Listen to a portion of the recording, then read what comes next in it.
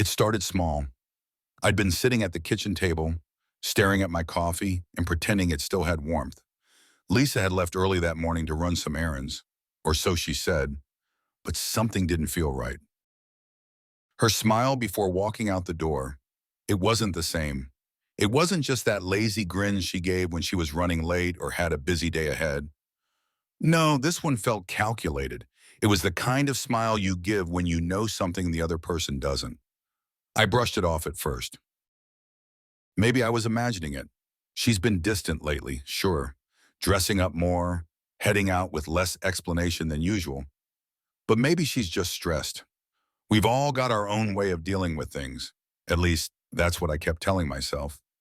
It's Saturday afternoon now. The kids are at my mom's and the house is quiet. Too quiet. The TV's on, some random sports highlights, but I'm not paying attention. I can't get that smile out of my head.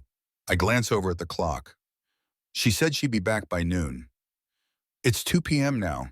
The first seed of doubt creeps in. Where is she? I shake my head, standing up, pacing the kitchen. No need to jump to conclusions, but something doesn't sit right. My mind flashes back to the other night. We were supposed to have a quiet evening, just the two of us. But instead, she spent half the time on her phone texting.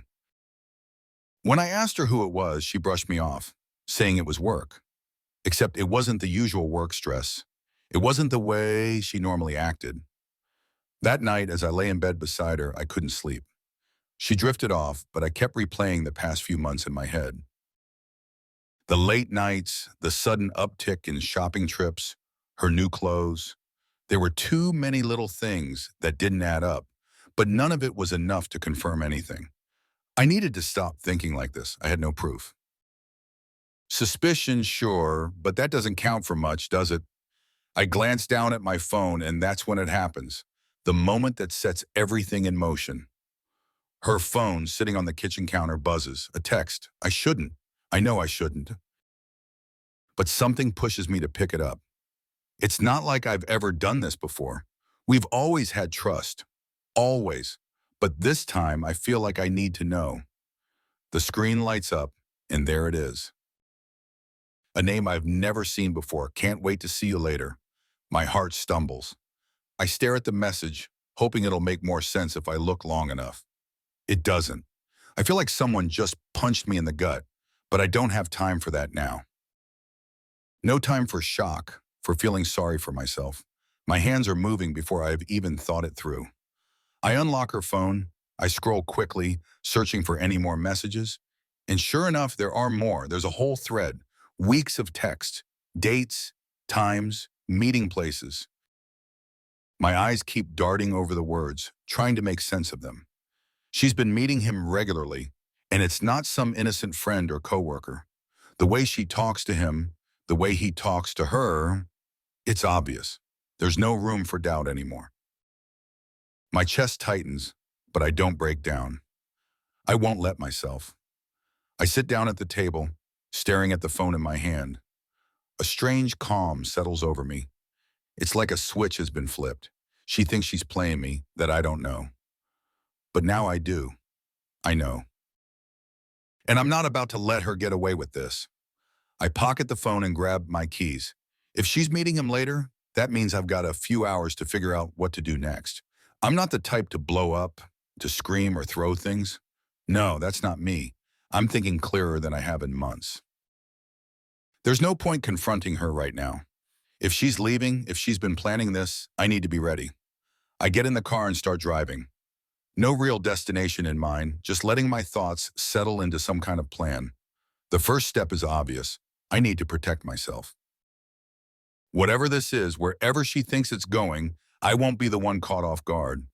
My mind is racing, but I'm already thinking about the joint accounts, the assets, the house. She's not getting out of this with everything. I pull over into a strip mall parking lot and start scrolling through my phone, searching for our bank's number. I can freeze the joint account before she even knows what hit her. I can shift everything into my own name. I've been the one handling our finances all these years, so she won't know until it's too late. She's out there living her double life, but she'll come back to nothing if I play this right. I start making the calls one by one. First, the bank. I request the freeze on the account. Then I set up a new one in my name only, transferring everything over. I don't care how she'll pay for whatever fancy dinners or hotels they've been using. She can figure that out herself. As I hang up the phone, I feel something shift inside me. I'm in control now. I'm not just sitting here, waiting to be played. I'm taking charge of this mess, and she won't even see it coming. Next, I head to the dealership where she bought that ridiculous SUV she loves so much. It's almost paid off, but the title's in both our names. I walk in, acting like I'm just another customer, but inside, I'm already selling it in my head. I talk to the salesman, making small talk as I casually ask about getting an appraisal for a trade-in. I don't tell him the full story, of course. This isn't the time for that. By the end of the hour, I've got a quote, and I'm ready to let it go. I send her a text just to keep things normal. Hey, how's your day going? When will you be home? No response. Figures. She's probably with him, laughing, thinking she's got it all figured out. But she doesn't. By the time I'm back home, the house feels different. It's the same house, same walls, same rooms, but it's like the air is heavier. I sit back at the kitchen table, staring at the phone, waiting for her to reply. She still hasn't. It's not despair I feel anymore. It's something colder, sharper. This isn't about her anymore. This is about me taking back control. I'm not the guy she can cheat on and toss aside. I've been the one holding everything together for years, and now she's just thrown it all away for some fantasy of a better life. She doesn't know it yet, but when she comes back, it'll all be gone. The money, the car, the security she's taken for granted. I'm not the fool she thinks I am. I get up and start pacing again, feeling the weight of the silence in the house. It's eerie knowing that everything's already changed, but she's still out there, blissfully unaware. I almost pity her. Almost. I take a deep breath and glance at the clock again. It's getting late. I know she'll come home eventually, but when she does, she'll find out that she's not in control anymore. And I can't wait to see the look on her face. I sat in the dark living room, my phone still silent in my pocket. No reply from her yet. It was close to midnight now, and Lisa had been gone the entire day. Earlier, I'd sent a casual text just to see if she'd lie, but the hours ticked by with no response. The silence only added fuel to the fire simmering inside me. I stood up, pacing. My thoughts raced, but they were focused, more focused than I'd felt in a long time. I was sure of it now. Whatever doubts I'd had earlier were gone. She was with him, whoever he was, and she thought she could walk back through the door as if nothing had changed. My eyes glanced at the kitchen counter where her phone had been earlier, the one that confirmed my suspicions. Can't wait to see you later. A text from a name I didn't recognize. That was hours ago. By now, they were probably together, laughing, drinking, doing God knows what. I shook my head, pushing the image away. I wasn't the kind of guy who sat around and waited to be played. I already had things in motion, but I needed more. I needed proof. I wasn't going to just accuse her without having everything lined up. Lisa was smart, too smart for her own good sometimes. She'd deny it, twist it, try to make me doubt myself if I confronted her with only suspicions. But with evidence, solid, undeniable proof, that was different. I went upstairs, quiet in my steps, even though I was alone. Her laptop was in the bedroom, right where she always left it. I'd never had any reason to go through her things before, but tonight was different. This wasn't about trust anymore. It was about knowing the truth. All of it. The room felt colder when I stepped inside. Maybe it was just my mind playing tricks on me, but it felt like she had already taken a piece of herself out of this house. I pushed that thought aside and went straight for the desk, flipping open her laptop. I hadn't planned this part out, but I was too far in to stop. The screen lit up, and I typed in her password. Easy enough, our anniversary, something I'd guessed on the first try. Her emails popped up first. There were dozens of them, most of them work-related, but I didn't care about those. I scrolled through, my eyes scanning faster than I could process. Then I saw it. Buried between work meetings and online shopping receipts was an email chain titled simply Tonight. I clicked it, my heart pounding in my chest. Looking forward to it, same time, same place, his message read. Lisa's reply, of course, I'll be there. That was it. I had what I needed. The timestamp was from earlier this week, and the location was a hotel downtown not far from her office. So it wasn't just a fling, it was premeditated, routine. My fist clenched as I stared at the screen. She wasn't even trying to hide it. I backed out of the email, my mind racing with what to do next. Every part of me wanted to smash the laptop, throw it across the room, make her feel the anger boiling inside me. But I didn't. I stayed in control. No, I was going to play this smart. She was the one who made a mistake, not me. I grabbed my phone and took a quick picture of the screen. Evidence. I'd need more than just a hunch or a message. This was concrete proof, but I wasn't done. Not yet. I left the bedroom, heart racing but feeling strangely calm. It was like every step I took was deliberate now. No second thoughts, no hesitation. Lisa thought she could keep this going, string me along while she lived her double life. But she was about to find out that I wasn't the kind of man she could make a fool of. Back downstairs, I sat on the couch, staring at the clock. She'd be home soon. She couldn't stay out all night without making things even more suspicious. And I wasn't planning on confronting her, not yet. No, this wasn't about getting emotional or demanding answers. This was about setting the stage for the real fallout. When I heard her keys in the lock, I was already sitting there, the TV still on, but I wasn't watching it. She walked in quietly, almost like she didn't want to wake me. I waited, listening to her soft footsteps as she made her way through the house, dropping her purse and heading into the kitchen. It was like nothing had changed. She didn't know that I knew.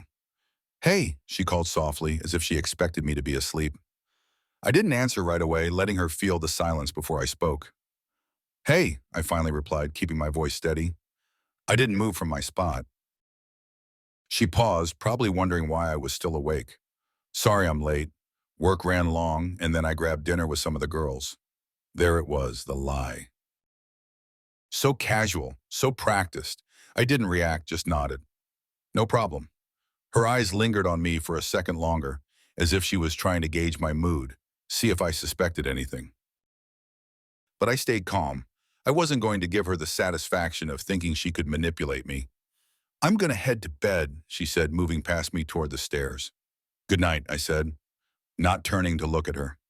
I waited until I heard her footsteps fade before I stood up, my mind already running through what needed to be done next. The first thing tomorrow, I'd make a few more moves. I wasn't going to tip her off yet, but I needed to keep things rolling behind the scenes. The money was already secure, but I had other plans. Her car? Gone by the end of the week. The joint savings? Already in my account. But that wasn't enough. I needed to make sure she had nothing to fall back on. I grabbed my phone, scrolling through my contacts until I found the number of a guy I'd done some work with a few years back. He ran a small private investigation firm. Nothing flashy, but good enough for what I needed. I dialed his number, not caring about the late hour. He picked up on the second ring. "Hey, Alex. Long time, man. What's up?" "I need a favor," I said, keeping it brief. "I'll pay whatever it costs." "Sure, what do you need?" I gave him the rundown, Lisa, the hotel, her texts, the lies. He listened without interrupting, and when I was done, he didn't ask questions. That's why I called him. He didn't care about the details, just the job. "I can have someone tailor, get the proof you need. When's the next meet?" "Soon," I said, thinking about the email I'd seen. "She's been going to the same place for a while now." "All right, I'll get on it. You'll have your proof in a few days." "Thanks." I hung up, feeling a strange mix of satisfaction and disgust. This wasn't how I wanted to deal with my marriage, but Lisa had forced my hand. The next morning, I acted like nothing had changed. I went through the motions, got ready for work, kissed her goodbye, like always. She smiled at me, that same fake smile she'd been using for weeks, and I played along. But inside, I was watching her every move, every glance, every time she picked up her phone, I noticed. She thought she was clever, but she had no idea how deep into her web I'd already gone. At the office, it was hard to focus. My mind kept drifting back to the texts, the emails, the lies. I'd started this whole thing thinking I could brush off my suspicions, but now they were consuming me. Every time she sent a text or left the house, I was thinking about who she was with, what they were doing. I couldn't get the image out of my head, but I pushed it down, knowing that the real satisfaction would come later. 2 days later, my investigator sent me a message. Got something for you. Meet tonight? I replied immediately. I'll be there. That evening, I told Lisa I had a late meeting, something work-related. She barely looked up from her phone when I said it, just nodding like it was nothing. I wasn't surprised. She was too wrapped up in her own world to care about what I was doing. I met the investigator at a bar across town, far enough from home that I didn't need to worry about running into anyone we knew. He handed me a small envelope, thick with pictures. Everything's in there, he said, leaning back in his chair. Dates, times, places. She's been at the same hotel every week for the past few months, always with the same guy. I nodded, taking the envelope. Good work. You want me to keep going? He asked. No, I said, standing up. I've got what I need. I drove home that night, the envelope sitting on the passenger seat like a ticking time bomb. I hadn't opened it yet. I didn't need to. I knew what was in there. Proof, cold, hard proof, Lisa's lies laid bare. When I got home, she was already asleep. I stood in the doorway of our bedroom, watching her for a moment, feeling a strange sense of detachment. This woman, the one I'd spent the last 7 years building a life with, was a stranger now. I thought about waking her up, confronting her right then and there, but I held back. I wasn't done yet. This wasn't just about catching her in a lie. It was about making sure she paid for every single deception. I went downstairs, sitting at the kitchen table again, just like I had a few nights ago. This time, though, I wasn't the one in the dark. I had the upper hand now, and Lisa didn't even know it. Tomorrow, I'd take the next step. But for tonight, I let the satisfaction settle in. The next morning, I woke up with a strange sense of clarity. Last night, I had sat at the kitchen table for hours, thinking over everything. The pictures from the investigators still fresh in my mind. Now, with all the proof I needed, the plan was clear. Lisa wasn't going to get away with this. I moved through my routine without missing a beat. Shower, shave, breakfast. Everything felt oddly normal, even though everything had changed. Lisa was downstairs, drinking her coffee and scrolling through her phone. I watched her for a moment, wondering if she was texting him right now, making plans to meet again. But I didn't care. Let her think she's still in control. Heading to the office today? She asked casually, glancing up at me. I nodded. Yeah, got a busy day. What about you? Same, lots of meetings? I'll probably be home late, she said, standing up and walking toward the sink to rinse her cup. Another lie. I almost wanted to laugh at how easy it had become for her, but I kept my expression neutral. All right, see you later then, I said, grabbing my keys and heading out the door. Once I was in the car, I didn't go straight to the office. Instead, I drove to our bank. There were still a few more steps I needed to take to make sure Lisa couldn't touch anything. I'd already moved most of our money into my own account, but I needed to make it final. No loose ends. The banker greeted me, asked about my family, small talk I barely paid attention to. My mind was already focused on the next move. I need to update my accounts, I said when we sat down in his office. He nodded, typing away at his computer. What changes would you like to make? I want to remove my wife from everything, I said firmly. Her name needs to be off every account, every investment. She doesn't have access to anything anymore. He looked up, surprised, but didn't say anything. Of course, we'll need both parties to sign for the joint accounts. I smiled, though it didn't reach my eyes. I'll handle that, I said, already planning how to forge her signature. She wouldn't know a thing until it was too late. It didn't take long for him to make the adjustments, and by the time I left the bank, I felt lighter. One more piece of the puzzle falling into place. Lisa thought she could trade up, leave me for someone richer, someone who could give her the life she thought she deserved. but she wasn't going to have anything by the time I was done. Back at the office, I went through the motions of the workday, but my mind wasn't really on the projects in front of me. I kept checking the clock, thinking about the next move. I needed to make sure everything was perfectly aligned before I confronted her. Later that afternoon, I got a message from the investigator. She's meeting him again tonight. Same place. I stared at the text for a moment, the final piece of confirmation I needed. I typed back a quick reply. Thanks, I'll handle it from here. It was time. By the time I got home, the house was empty. Lisa had already left, probably for another night with him at the hotel. I walked through the door, the silence greeting me like an old friend. I didn't feel angry anymore, just focused. Everything was falling into place, and now it was time to execute the final steps. I went to the office and pulled out the divorce papers I'd had drafted the week before. Full custody of the kids. No alimony. I'd made sure she wouldn't get a cent. I already had the house transferred to my name, the money secured in my own accounts. All that was left was to watch her crumble when she realized she had nothing left. As I sat there going through the paperwork one last time, I thought about the years we had spent together. 7 years, 2 kids, a life I had thought was solid, but all of it had been built on a lie, and now I was tearing it down, brick by brick. The sound of the garage door opening pulled me from my thoughts. I looked at the clock. It was earlier than I expected.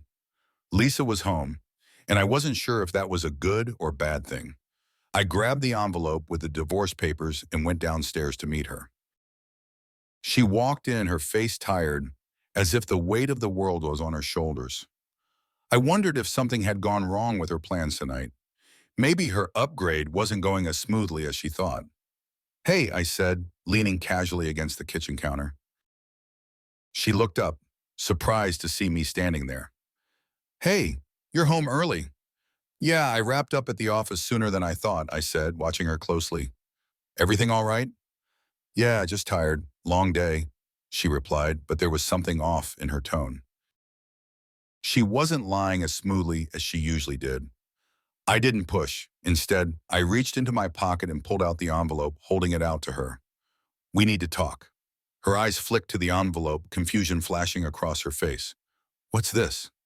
"Divorce papers," I said bluntly, not bothering to soften the blow. She stared at me, shock freezing her in place. "What?" "I know about him, Lisa," I said, my voice calm, controlled. "I know everything, the texts, the hotel, the lies." Her face paled, and for a moment she didn't say anything. Also, for a power, just stood there, staring at me like she couldn't believe this was happening. "Alex, it's not what you think." I cut her off before she could start spinning another web of lies. "Don't bother. I've got all the proof I need, and I've already taken care of everything. The house, the money, the kids. It's all mine now. You don't have anything left." She blinked, her mouth opening and closing as she tried to process what I was saying. "But we can talk about this, can't we?" "I didn't mean for—" "No," I said firmly. "There's nothing to talk about. You made your choice, and now you have to live with it." Tears welled up in her eyes, but I didn't feel anything. No pity, no regret. She had done this to herself. "Alex, please, we can fix this. I'll stop seeing him. I'll do whatever it takes." "It's too late for that," I said, my voice cold. "You're only sorry because you got caught. If I hadn't found out, you'd still be sneaking around behind my back, wouldn't you?" She didn't answer. Her silence was all the confirmation I needed. I pushed the envelope toward her again. "Sign the papers, Lisa. It's over." She hesitated for a moment, her hand trembling as she reached for the envelope. "What about the kids?" "They're staying with me," I said without hesitation. "You'll get visitation, but they're not going to be raised by someone who can't even be honest with their own family." Her face crumpled, and for a moment I thought she might argue, try to fight back. But then she just nodded, defeated. "Okay," she whispered. I watched as she opened the envelope, her hands shaking as she flipped through the pages. I could see the weight of it all settling on her shoulders, the realization that she had lost everything. "I'll give you a few days to get your things together," I said. my voice emotionless. After that, I want you out of the house. She didn't respond, just nodded, her eyes fixed on the papers in front of her. I turned and walked out of the room, leaving her alone with her decisions. Upstairs, I could hear the kids laughing, oblivious to the storm that was about to hit their lives. But they wouldn't have to deal with this for long. I'd make sure they were taken care of. I'd protect them from this mess. As I sat down on the edge of my bed, I felt a strange sense of relief wash over me. The weight I had been carrying for weeks, the constant tension and suspicion, it was all gone. The plan had worked, and now I was free. But there was no satisfaction in it, no victory. Just the hollow realization that everything I had built with Lisa had been a lie. I lay back, staring at the ceiling, listening to the sounds of the house around me. The kids still laughing in the other room, Lisa silently packing downstairs. Life moving forward, even as everything else crumbled. And that was fine by me. I didn't need her anymore. I had my kids, my life, my freedom. And that was enough. Lisa was gone by the weekend. She spent the next few days packing, her presence barely noticeable as she moved through the house like a ghost. The kids were at my mom's again, sparing them from the awkwardness of watching their mother shove her life into boxes. Every time I saw her, she looked more worn out, as if reality had finally caught up with her.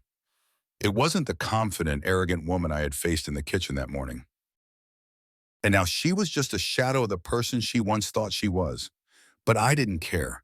The moment she signed the divorce papers, her story was over as far as I was concerned. By Friday, she was loading the last of her things into her car.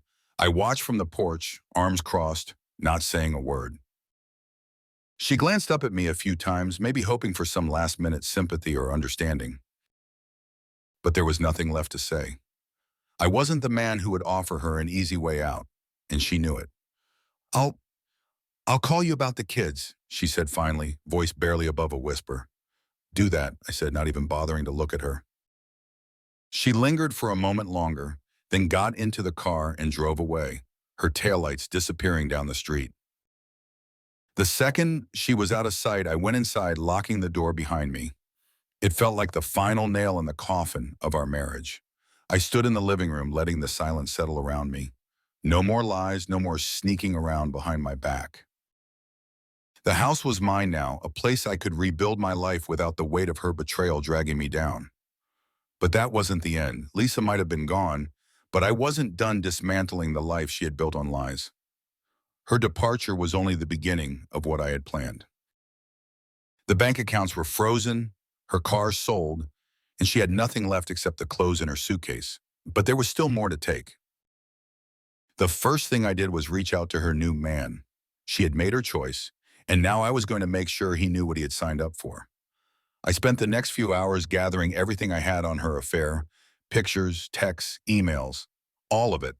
It wasn't hard to figure out who the guy was. A few hours of digging through her social media, checking names and connections, and I had him. David, a mid-level finance guy, married with 2 kids. He wasn't trading up with Lisa any more than she was with him. They were both playing a game, and now I was going to make sure they lost. I put everything together in a neat little folder and sent it to him, anonymously, of course. The pictures of them at the hotel, the emails arranging their little meetups, the messages that left no room for doubt. I didn't include a message. I didn't need to. The evidence spoke for itself. By the time I sent it, it was late. The house was quiet, and for the first time in weeks, I didn't feel like I had to constantly look over my shoulder. Lisa's betrayal had been uncovered, her fantasy life exposed for what it was. Now it was David's turn to face the consequences. I could only imagine how his wife would react when she saw the same pictures I had stared at for hours. The next morning, I checked my inbox. No response from David yet, but I wasn't expecting one. He was probably scrambling, trying to figure out how to cover his tracks, just like Lisa had been before everything crumbled around her. I leaned back in my chair, feeling the sense of control I had craved for so long finally take hold. It wasn't about hurting them for the sake of it. This was about showing them that they couldn't just walk away unscathed. Lisa wanted luxury. She wanted to trade up. But all she ended up with was a man who was just as flawed and broken as she was. Later that afternoon, I decided to take the kids out for a day at the park. They deserved a sense of normalcy after the case of the last few weeks, and I needed a break from everything. It was a warm, sunny day, and watching them run around, laughing and playing, felt like a reset button had been hit on my life. But even then, I couldn't shake the feeling that things weren't done. There was still that nagging sensation in the back of my mind, like something was waiting to happen. And I was right. When I got home, there was a voicemail from David. I didn't bother listening to it right away. I knew what it would say: denials, excuses, maybe even an apology. But none of that mattered. He was irrelevant now. My focus was on Lisa and making sure she couldn't pick up the pieces of the life she had shattered. I played the message later that evening. Hey, Alex, I'm not sure what's going on here, but I got something today that, well, I think we should talk. I don't know what Lisa told you, but this isn't what you think. Call me back. I deleted the message without a second thought. I wasn't interested in hearing his side of the story. He was just as guilty as she was, and now they could both live with the mess they had made. A few days passed and Lisa started calling. At first, it was just about the kids, arranging visits, figuring out the details. But then the calls started getting more frantic. She wanted to meet, to talk, to explain. She sounded desperate, like she was losing control and didn't know what to do. I ignored most of the calls, letting them go to voicemail. The few times I did pick up, I kept the conversation short, not giving her any room to plead her case. The less I engaged, the more desperate she became. One evening, she showed up at the house. I was in the living room when I heard the knock. I knew it was her before I even opened the door. She stood there, looking like she hadn't slept in days. Her clothes were wrinkled, her hair a mess, and there was none of the confidence she had carried with her during the affair. "We need to talk," she said, her voice barely above a whisper. I leaned against the doorframe, arms crossed. "I don't think we have anything to talk about, Lisa." She shook her head, tears welling up in her eyes. "Please, Alex, I'm sorry. I didn't mean for any of this to happen. I thought—" "You thought what?" I cut her off, my voice sharp. "You thought you could just walk away from everything we built, from our family, and trade up for a better life? How's that working out for you?" She flinched at my words, but I didn't care. I wasn't about to let her off easy. "I made a mistake," she whispered, her voice cracking. I thought he was different. I didn't realize, but it's over now. He doesn't want anything to do with me. I have nothing, Alex. Nothing. I could hear the desperation in her voice, but it didn't move me. "That's not my problem," I said coldly. "You made your choice, Lisa. You wanted luxury, remember? You wanted to trade up. Well, this is what that looks like." She wiped at her eyes, but the tears kept coming. "I thought I could fix things. I thought if I came back, we could—" "Fix things?" I laughed, the sound bitter. "You think we can just go back to how things were after everything you did?" "I didn't mean to hurt you," she said, her voice trembling. I was lost, Alex. I didn't know what I was doing." "You knew exactly what you were doing," I shot back. "You didn't care about the kids, about me, about anything. You were just thinking about yourself." She didn't respond, just stood there, tears streaming down her face. For a moment, I almost felt sorry for her. Almost.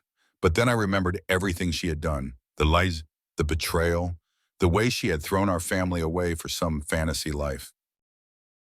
And whatever sympathy I had evaporated. "You need to leave," I said, my voice cold. "This conversation is over." She opened her mouth to protest, but I didn't give her a chance. I stepped back and closed the door in her face, locking it behind me. For a moment, I stood there, listening to her sob on the other side, but I didn't open the door again. This was her mess to deal with, not mine. Over the next few days, things started falling apart for her even more. I heard from mutual friends that David's wife had found out about the affair, and they were heading for divorce. Lisa was left with nothing, no man, no money, no stability. And that was exactly what I wanted. She had gambled everything, and now she was paying the price. I didn't feel good about it, but I didn't feel bad either. It was just what needed to be done. She had made her choices, and now she had to live with the consequences. The kids came back home the following weekend, and life slowly started to return to some sense of normalcy. They didn't ask about Lisa, and I didn't offer any explanations. For now, they didn't need to know the full story. All they needed was to feel safe, to know that I was there for them. As for Lisa, I had no idea where she went after that last visit. She stopped calling, stopped showing up, and I didn't care enough to find out. She was just a ghost now, a reminder of what I had survived, of the life I had left behind. The future was mine again. The knock at my office door was sharp, almost frantic. I knew it was her before I even looked up. Lisa had been spiraling, and this was her last desperate attempt to claw back something from the mess she'd created. I'd been waiting for this moment, not because I wanted a confrontation, but because I knew it had to happen. It was inevitable. The final blow. Come in, I called, my voice steady, calm. The door swung open, and there she was, standing there like a woman on the edge. Her hair was disheveled, her eyes red and swollen. The confident, arrogant woman who had stood in the kitchen weeks ago telling me she was trading up was gone. In her place was someone broken, defeated. "Alex, we need to talk," she said, her voice cracking under the weight of her desperation. I leaned back in my chair, not moving, not offering her a seat. I wanted her to feel the discomfort, the imbalance of power that had shifted so entirely in my favor. "Talk," I said flatly, keeping my eyes on her, cold and unblinking. She stepped further into the room, wringing her hands. "Please, I know I messed up. I know I hurt you. But we need to find a way to fix this, for the kids, for us." I didn't say anything right away. I let her words hang in the air, watching as the silence stretched, making her squirm. She wasn't here for the kids, and we both knew it. She was here because her world had collapsed, and she had nowhere else to turn. David had kicked her to the curb the second things got messy, and now she was hoping I'd be her safety net. "You're only here because you have nowhere else to go, Lisa," I finally said, my voice calm but laced with ice. "Don't try to pretend this is about fixing things. You made your choice. You wanted out. Well, you're out." She shook her head, tears starting to form again. "I didn't know what I was doing. I was confused, Alex. I thought he could give me something better. But I was wrong. I see that now." I couldn't help but laugh, a cold, bitter sound that filled the room. "Something better? You threw away everything we had for a fling with a married man who was never going to leave his wife. And now that you've hit rock bottom, you want to come crawling back? You think that's going to work?" She flinched at my words but didn't retreat. "I'm sorry. I'll do anything to make it right. Please, I'm begging you, Alex. Just give me a chance. I'll do whatever it takes." The anger that had been simmering inside me for weeks finally bubbled to the surface. I stood up, my hands gripping the edge of the desk. "A chance? You want a chance after everything you did? After lying, cheating, and throwing our family away like it meant nothing? You think I'm going to give you a chance to fix this?" Her tears flowed freely now, and she took a step closer. "I'll sign whatever you want. I'll agree to anything. I just can't lose the kids. Please, Alex, don't take them from me." That's when it hit me. This wasn't about me or our marriage. She didn't care about fixing things between us. She was only here because she knew I had full custody of the kids, and she was terrified of losing them. That's what this was really about. "You should have thought about the kids before you walked out on us," I said coldly. "Before you started sneaking around, lying, and destroying our family. You made this bed, Lisa, and now you have to lie in it." She sank into the chair across from me, her hands shaking. "I didn't want it to end like this. I thought I could have something more. I thought I deserved more. And look where that got Aaron," I said, my voice low and cutting. "You traded everything for a fantasy, and now you have nothing. Not me, not the kids, not him. You gambled and lost, Lisa. There's no coming back from that." For a long moment, she didn't speak. She just sat there, staring at her hands, tears falling silently onto her lap.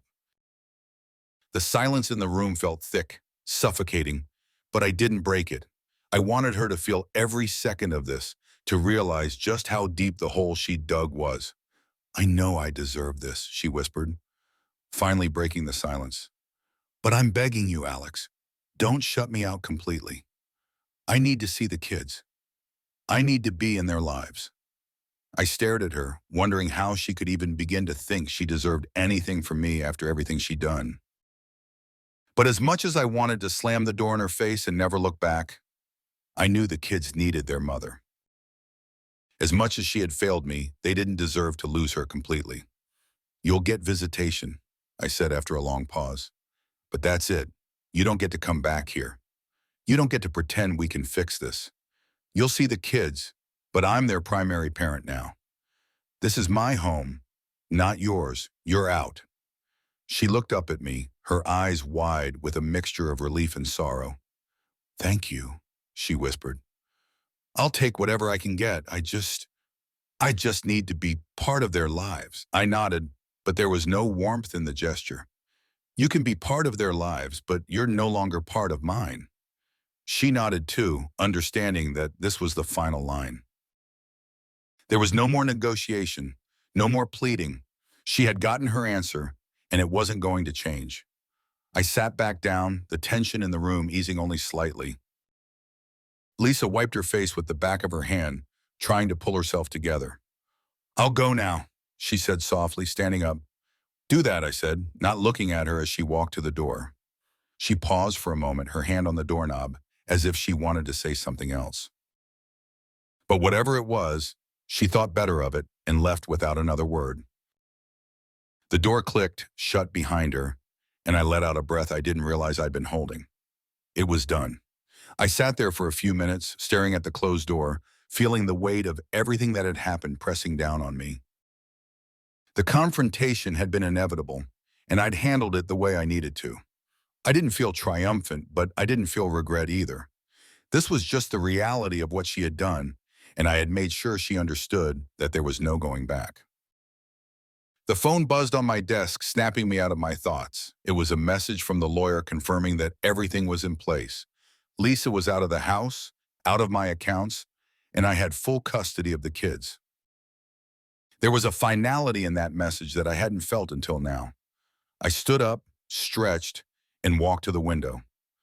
Outside, the sun was setting, casting a warm glow over the neighborhood.